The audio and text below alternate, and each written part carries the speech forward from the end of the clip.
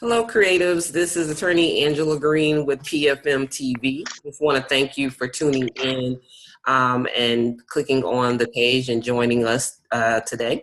I wanted to do something a little bit different. We know here at Position for Millions, we're always looking to help you all position yourself to get paid. And a part of that is also identifying individuals in the community who can help you along with that endeavor. And so today we have invited Miss Sharolyn Payton with the Payton Place to kind of talk to us about herself, her services that she provides, and how she can definitely be an asset to you as an independent artist and creatives in the community. So, Sharolyn, how are you doing? Good morning, Angela. I'm great. How are you doing? I'm doing excellent. Just really excited. Good. You decided to I am take too. my invitation and join us. Just go ahead and let our viewers know a little bit about yourself. Okay. Well, I am a consultant and coach. My business is Payton Place Coaching and Consulting. The coaching model that I use is called community coaching. But within that framework, I'm also a life and business coach, which is what brings me here to your platform today, the business component. But I'd like to talk a little bit just about how community coaching is integrated into the work that I do as a lifestyle, more than just as a niche for coaching. So the reason that I mention this is because when I work with organizations, nonprofits, some of whom promote not only entrepreneurship but artistry. So musicians, they do talent development, they do various arts-based programs for youth, adults, and so forth, working a lot with marginalized folks within our community. So the community coaching component is about collaboration and leadership, and working within that model. I use a lot of those principles even in the business coaching. Okay. So, and I've been doing this officially here at Payton Place, going on 6 years. Okay. So, and it has grown into something that I had not imagined, and I'm very grateful in terms of the community coaching piece. So that's where I do a lot of this particular work with artists and creatives. Oh, excellent. Okay, so just outside of the community coaching, what are some of the other services that you provide? So I do workshop facilitation, a lot of which is necessary for a lot of these organizations, board development for those nonprofits that we were just talking about. Also, just general workshopping, things like communication styles. I help a few nonprofits. I even do their human resource side in terms of vetting their candidates to see if they're a good match for their vision and their organization's mission. And one of the things I do want to talk about is I do a focused program called Vision Development, and I do a Vision Boot Camp. Basically what that is helping entrepreneurs as well as organizations to realign their vision a lot of times, because they have all these real grand ways of talking about what they do, but they're not always actionable. Mm-hmm.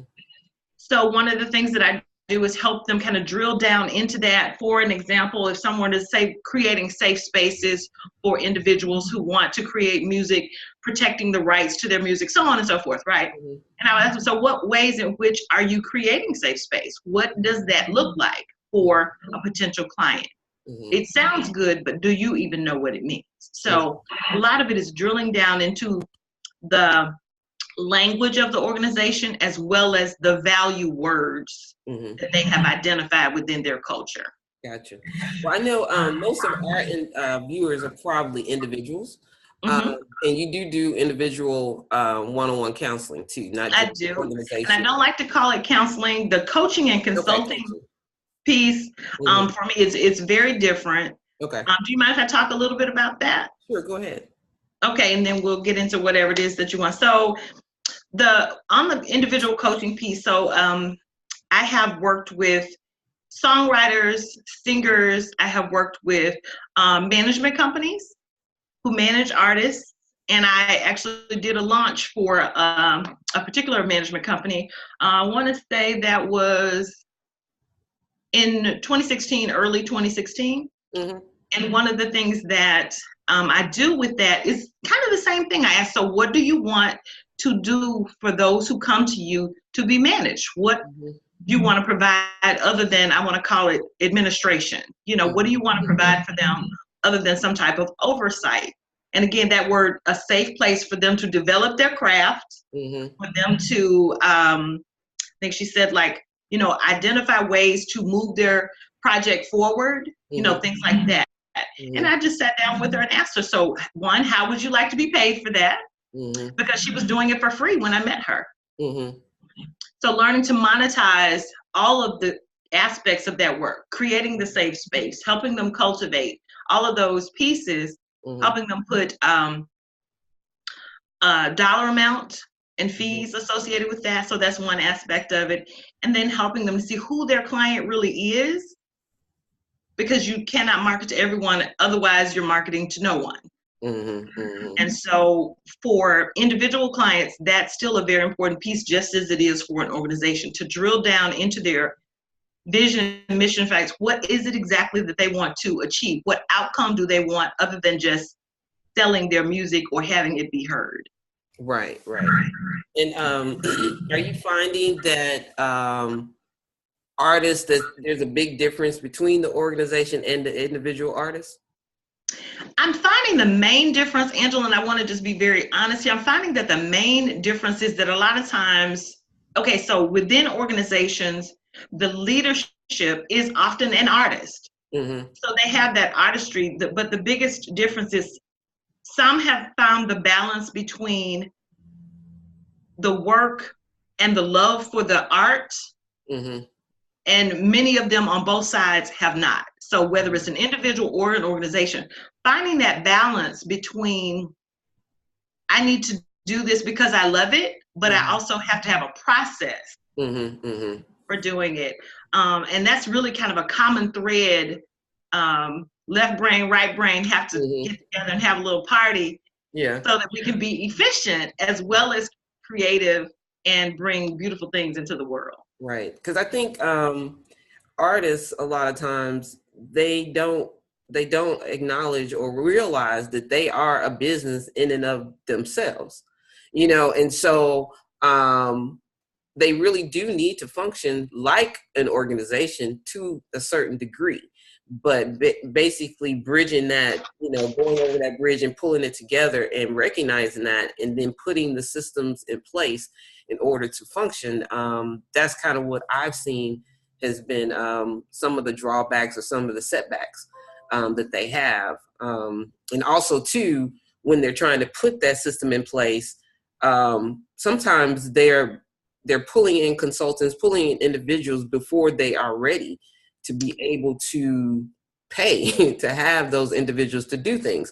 So they really do need to almost learn how to do some of those functions on their own until they reach to the level where they're generating enough income from their artistry in order to say, okay, now I can pay someone to do this. But many times they're not able to do it.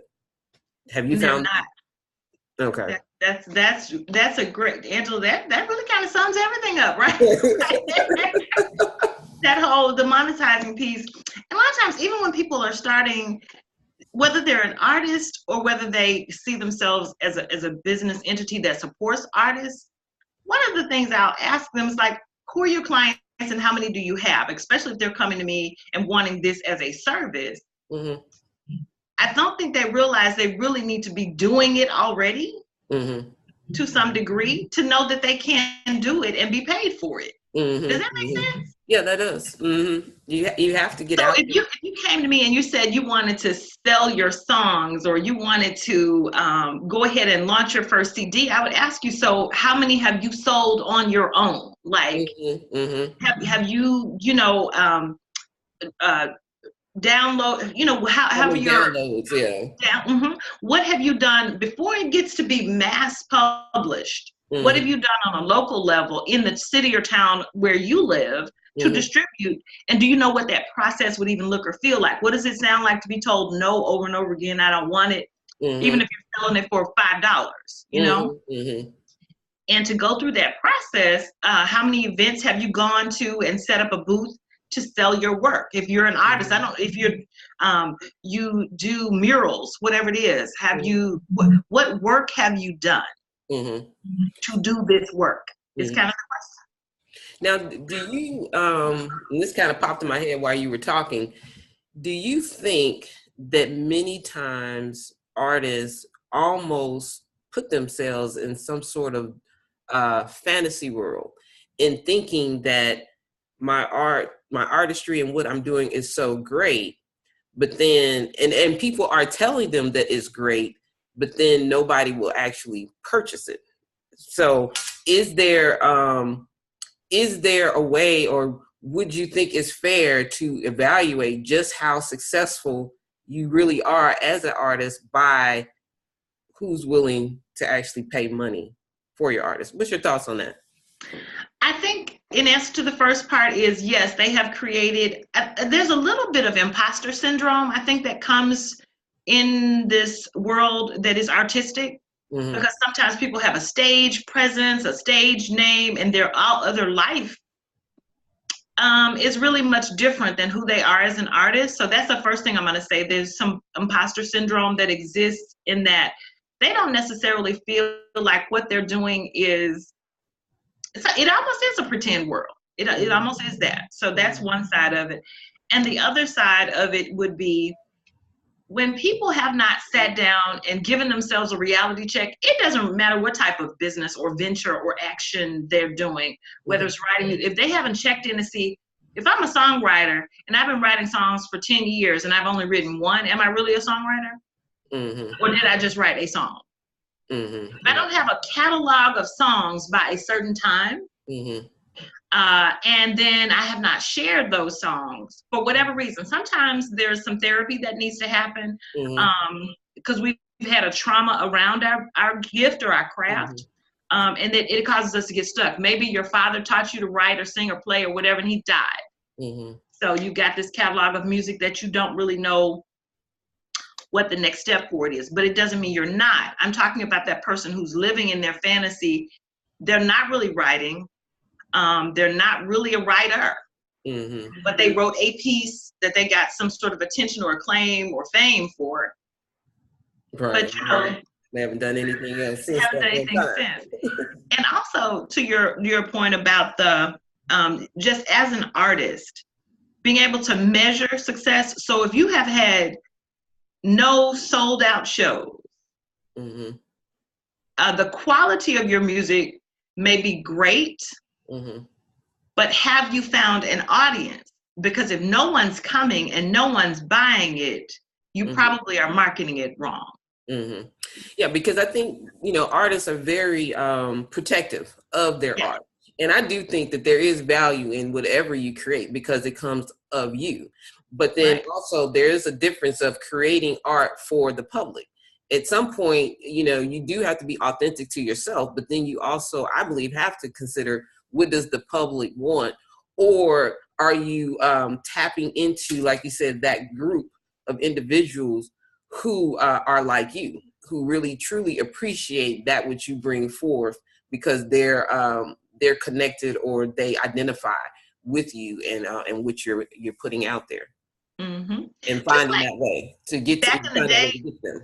Right, with underground and house music. That was a particular audience that loved and craved that music. It never really, I won't say it didn't become mainstream, but that wasn't the target audience. It was marketed to those who, it was a lot of block parties and street clubs and, underground activities where you had that music and it was booming. That was the vibe for those people. And so I think a lot of times we're not paying attention to where our music is being, well, not our music, but where the music or the artistry is being appreciated. So we can't really, so that again goes back to the word I used earlier, that evaluating. What are you doing to assess, like what direction this should go in and what your next move should be based on the feedback? Because that's feedback. When people show up, that is a type of feedback. When people don't show up, that's a type of feedback. hmm So let's just bring it on back to Payton Place. So Okay. if you say I'm a singer-songwriter and I want to record an EP, and with that EP, I want to record the EP and then I want to prepare it to get it out there and possibly put together a mini regional tour. So I'm coming to you. How can you at Payton Place help me with your vision coaching or business coaching to set the pieces in place to be successful with that? So we would do the business coaching plan, but Mm-hmm. within that, the vision coaching would have to happen for that business because of this. If it's an EP and it's a potential tour, I'm going to ask you if you're working a full-time job, how that's going to impact all of that, what your other possible barriers to moving this forward would be. So on the coaching side, that's the assessment piece. So trying to decide what timelines, how do we set goals around this launch piece, as well as the availability in terms of a tour schedule. So the launch piece, so studio time, being able to be available for, I want to say, engaging your audiences, not just to perform, but engaging your audiences in terms of, like what I said, sharing the information. So that's whether it's on Facebook or in person or Instagram or Snapchat, whatever those are, those things have to be factored in and scheduled. Most artists don't like that reality check of, oh my God, time is not a real thing for me, But in this case, it has to be. I want to launch this EP by July the 26th. I want it to reach this number of people within this market, and earn this amount of money in doing so. So that is the goal setting part, the planning, strategizing, and then setting those goals to achieve that. It's not just, oh, this sounds so wonderful. I am artistic. People love me. I can get it done. So looking at their schedule, having them outline, say, okay, so look at your 8-hour workday. And then after that, what studio time? Where is the studio that you're going to commit to? And are you resourced enough right now to commit to the studio time that's required? You've got someone to do your labeling, all of the things that require for a physical, the EP, we don't have to worry about it that way. But if you were going to also market it by handing out a cycle, then you would have to, that stuff costs money. So I do talk to them about budget expectations, walk with them through their plan from start to finish, and talk with them very practically about what time commitment. And I also do what's called an asset list with them. Who do you have supporting who do you have supporting your vision? What does your team look like? An attorney, your copyright, what does all of that stuff look like for you?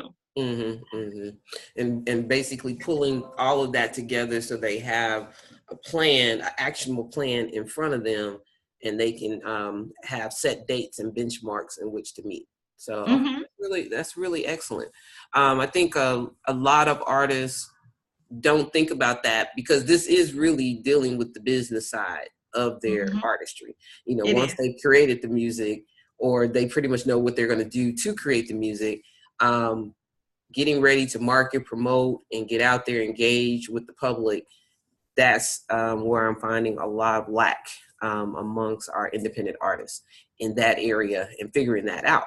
And that's the piece that's going to help monetize their content, as effectively. If they're able to do that and reach their audience, that's how more effectively they'll be able to monetize what they're trying to do. So anyway, I really appreciate you coming here and talking with me, because this kind of really opened my eyes more as to what Payton Place has to offer independent artists. And I hope, many of our viewers will be able to kind of understand what it is that we're trying to say and what we're trying to put forward for them, because we want them to be positioned for millions, basically. Absolutely. So tell them a little bit of how they can get in contact with you and where you can be reached.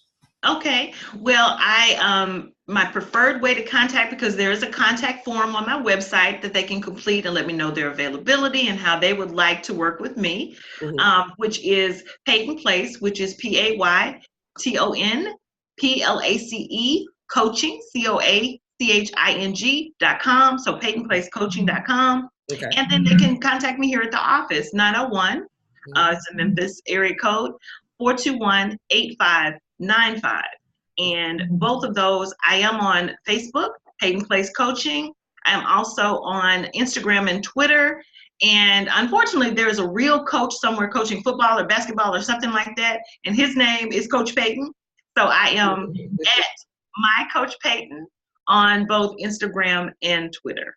Okay, so my Coach Payton, Instagram and Twitter, and then PaytonPlaceCoaching.com. So Yes. if you're in need of a coach to help you get everything in order as far as your vision for your artistry, then please reach out to Miss Sharolyn Payton with Payton Place. And I just want to thank you all for tuning in to PFM TV. If you like the information that was shared, please like the video, share the video, let people know what we're doing here at Position for Millions. Till next time, good night, creatives. Bye. Thank you, Angela.